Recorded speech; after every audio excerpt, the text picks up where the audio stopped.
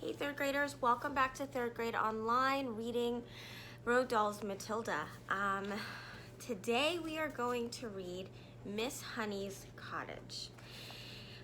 If you remember from the last time we were reading together, Matilda has just shown her superpower, for lack of a better word, to Miss Honey. She can knock things over with her eyes. And now they're going to have a cup of tea in Miss Honey's house. Let's find out what happens. Miss Honey's Cottage. Miss Honey joined Matilda outside the school gates, and the two of them walked in silence through the village high street. They passed the greengrocer with his window full of apples and oranges, and the butcher with bloody lumps of meat on display and naked chickens hanging up, and the small bank and the grocery store and the electrical shop. And then they came out at the other side of the village on the narrow country road where there were no people anymore and very few motor cars. And now that they were alone, Matilda all of a sudden became wildly animated. It seemed as though a valve had burst inside her and a great gush of energy was being released. She trotted beside Miss Honey with wild little hops, and her fingers flew as if she would scatter them to the four winds. And her words went off like fireworks with terrific speed.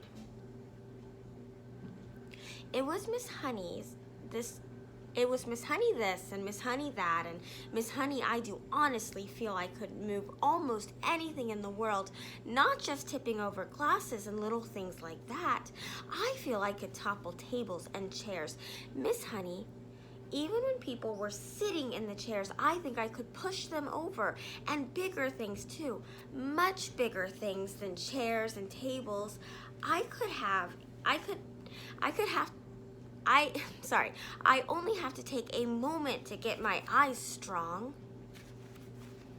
and then I can push it out, this strongness at anything at all, so long as I am staring at it hard enough. I have to stare at it very hard, Miss Honey, very, very hard, and then I can feel it all happening behind my eyes, and my eyes get hot, just as though they were burning. But I don't mind that in the least, and Miss Honey, calm yourself down, child, calm yourself down, Miss Honey said. Let's not get ourselves too worked up so early in the proceedings. But you do think it's interesting, don't you, Miss Honey? Oh, it is interesting, all right, Miss Honey said. It is more than interesting. But we must tread very carefully from now on, Matilda. Why must we tread carefully, Miss Honey? Because we are playing with mysterious forces, my child, that we know nothing about. I do not think they are evil. They may be good. They may even be divine. But whether they are or not, let us handle them carefully. These were wise words from a wise old bird, but Matilda was too steamed up to see it that way. I don't see why we have to be so careful, she said, still hopping about. I am trying to explain to you, Miss Honey said patiently, that we are dealing with the unknown. It is an unexplainable thing. The right word for it is a phenomenon. It is a phenomenon. What is a phenomenon? Matilda asked. It is quite possible that you are, Miss Honey said, but I'd rather you didn't think about yourself as anything in particular at the moment. What I thought we might do is to explore this phenomenon a little further, just the two of us together, but making sure we take things very carefully all the time. You want me to do some more of it then, Miss Honey? Here's a picture of Matilda talking with Miss Honey. That is what I am tempted to suggest, Miss Honey said cautiously. Goody good, Matilda said. I myself, Miss Honey said, am probably far more bowled over by what you did than you are, and I am trying to find some reasonable explanation. Such as what? Matilda asked. Such as whether or not it's got something to do with the fact that you are quite exceptionally precocious. What exactly does that word mean? Matilda said. A precocious child, Miss Honey said, is one that shows amazing intelligence early on. You are an unbelievably precocious child. Am I really? Matilda asked. Of course you are. You must be aware of that. Look at your reading. Look at your mathematics. I suppose you're right, Matilda said. Miss Honey marveled at the child's lack of conceit and self-consciousness. I can't help wondering, she said, whether this sudden ability that has come to you of being able to move an object without touching it, whether it might not have something to do with your brain power. You mean there might not be room in my head for all those brains, so something has to push out? That's not quite what I mean, Miss Honey said, smiling. But whatever happens, and I say it again, we must tread carefully from now on. I have not forgotten that strange and distant glimmer on your face after you tipped over the glass. Do you think that doing it could actually hurt me? Is that what you're thinking, Miss Honey? It made you feel pretty peculiar, didn't it? It made me feel lovely, Matilda said. For a moment or two, I was flying past the stars on silver wings. I told you that. And shall I tell you something else, Miss Honey? It was easier the second time. Much, much easier. I think it's like anything else. The more you practice it, the easier it gets. Miss Honey was walking slowly so that the small child could keep up with her without trotting too fast. And it was very peaceful out there on the narrow road now that the village was behind them. It was one of those golden autumn afternoons, and there were blackberries and splashes of old man's beard in the hedges, and I'm not quite sure what old man's beard is, but I'm sure it's a kind of plant, otherwise that would make no sense. And hawthorn berries were ripening scarlet for the birds, and when the cold winter came along, there were tall trees here and there on either side, oak and sycamore and ash, and occasionally a sweet chestnut. Miss Honey, wishing to change the subject for the moment, gave the names of all these to Matilda and taught her how to recognize them by the shape of their leaves and the pattern of the bark of the trunks. Matilda took all this in and stored the knowledge away carefully in her mind. They came finally to a gap in the hedge on the left-hand side of the road, where there was a 5-barred gate. This way, Miss Honey said, and she opened the gate and led Matilda through and closed it again.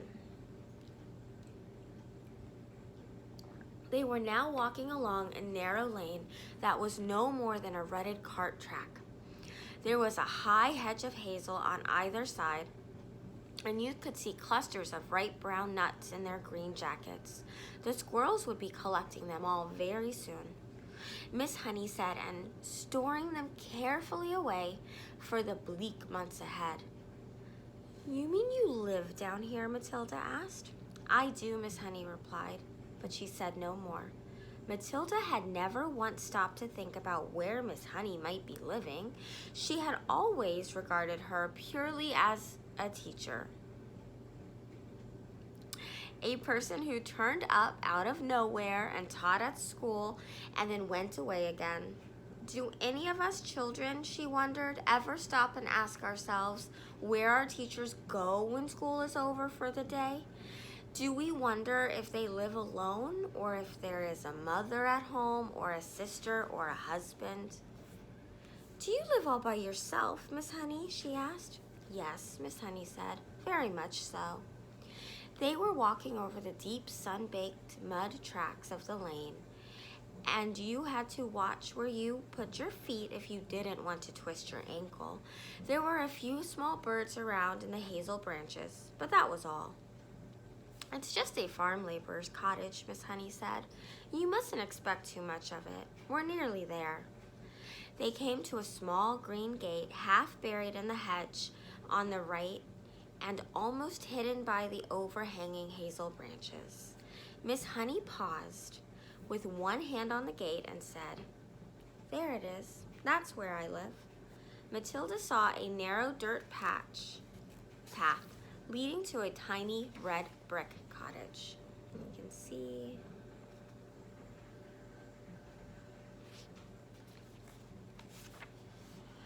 The cottage was so small it looked more like a doll's house than a human dwelling. The bricks it was built of were old and crumbly and very pale red. It had a gray slate roof and one small chimney, and there were two little windows at the front. Each window was no larger than a sheet of tabloid newspaper, and there was clearly no upstairs to the place. On either side of the path, there was a wilderness of nettles and blackberry thorns and long brown grass, and enormous oak trees stood overshadowing the cottage. Its massive spreading branches seemed to be enfolding and embracing the tiny building, and perhaps hiding it as well from the rest of the world. Miss Honey, with one hand on the gate, which she had not yet opened, turned to Matilda and said, "A poet called Dylan Thomas once wrote some lines that I think of every time I walk up this path." Matilda waited, and Miss Honey, in a rather wonderful, slow voice, began reciting the poem. "Never and never, my girl, riding far and near, in the land of the hearthstone tales and spelled asleep. Fear or believe that the wolf in the sheep white hood, looping and bleeding, roughly and blithely, shall leap, my dear, out of a lair in the flocked leaves in the dew-dipped year, to eat your heart in the house in the rosy wood." There was a moment of silence, and Matilda, who had never before heard great romantic poetry spoken aloud, was profoundly moved. "It's like music," she whispered.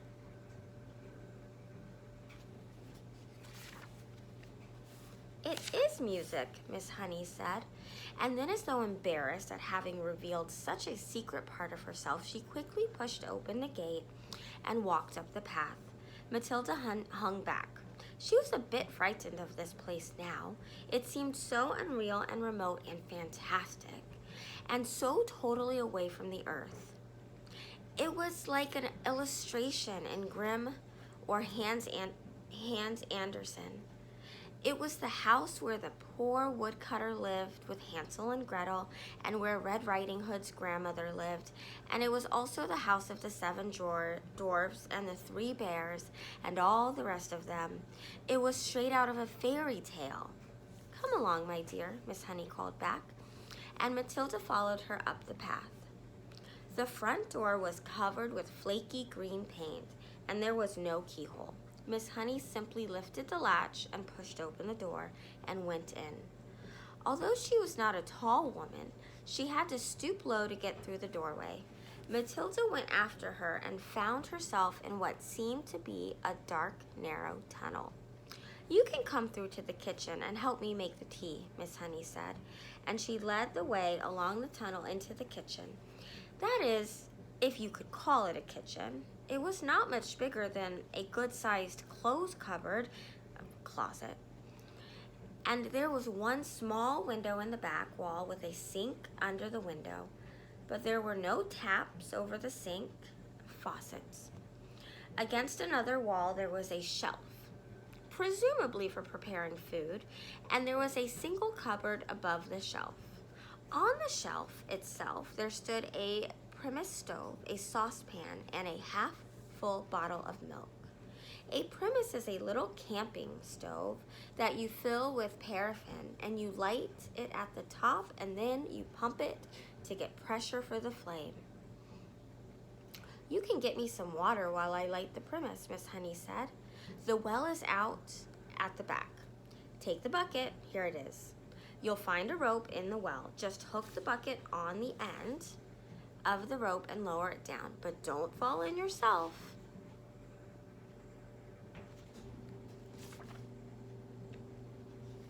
Matilda, more bemused than ever now. Bemused means kind of confused.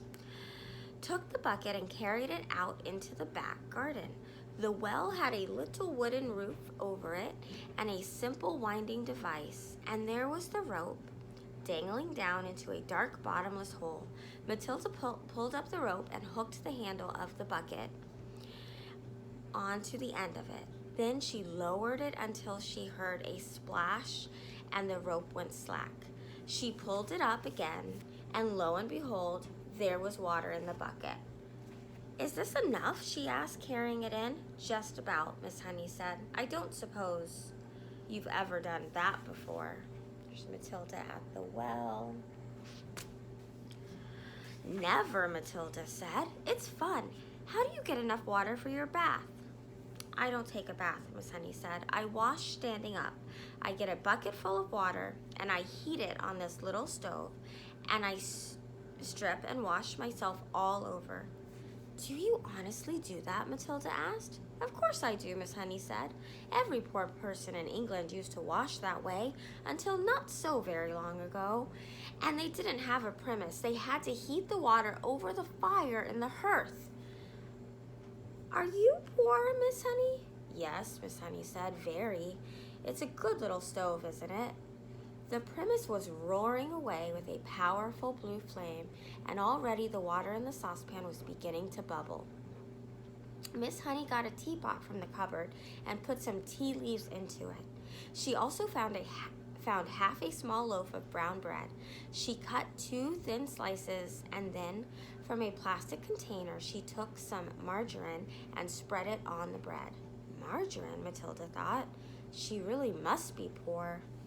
Miss Honey found a tray, and on it she put 2 mugs, the teapot, the half bottle of milk, and a plate with the 2 slices of bread. "I'm afraid I don't have any sugar," she said. "I never use it." "That's all right," Matilda said.